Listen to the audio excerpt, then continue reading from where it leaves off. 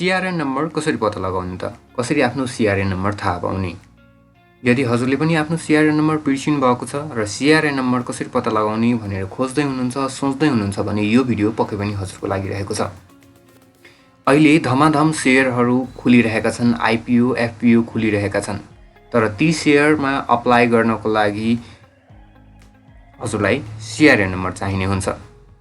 र CRN number बिर्सिएको खण्डमा चाहिँ हजुरले विभिन्न भिडियोहरू हेर्नुभयो होला। पहिलेका समयमा के थिए भने हजुरले मोबाइलबाट, कम्प्युटरबाट आफ्नो CRN नम्बर सजिलै हेर्न सक्नुहुन्थ्यो। तर अहिले ती भिडियोहरूले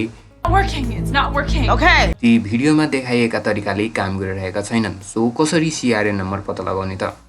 सर्वप्रथम म NIC एसिया युजर्सको लागि भन्दिम। यदि हजुर NIC एसिया युजर हुनुहुन्छ भने हजुरले सजिलै मोबाइलबाटै आफ्नो CRN नम्बर अहिले पनि थाहा पाउन सक्नुहुन्छ र शेयर अप्लाई पनि हजुरको NIC एसियाको मोबाइल ब्याङ्किङबाटै गर्न सक्नुहुन्छ। यसको लागि सिम्पली हजुरले आफ्नो NIC एसियाको मोबाइल ब्याङ्किङ ओपन गरेर एउटा अप्लाई शेयरको अप्सन देखाइएको हुन्छ, त्यहाँ क्लिक गरी हजुरले शेयर अप्लाई गर्न सक्नुहुन्छ र त्यही शेयर अप्लाई गर्ने क्रममा हजुरले आफ्नो CRN नम्बर पनि भेट्न सक्नुहुन्छ। यसको भिडियो पहिले पनि मैले बनाइसकेको छु, NIC एसियाबाट कसरी शेयर अप्लाई गर्न सकिन्छ भनेर। त्यसको लिङ्क म तल डिस्क्रिप्सनमा राखिदिनेछु र साथसाथै माथि आई बटनमा पनि दिनेछु। अब अरू प्रयोगकर्ताको हकमा अरू ब्याङ्कमा हजुरको डिम्याट अकाउन्ट छ भने कसरी CRN नम्बर पत्ता लगाउने त? यसको लागि एउटा मात्र तरिका रहेको छ।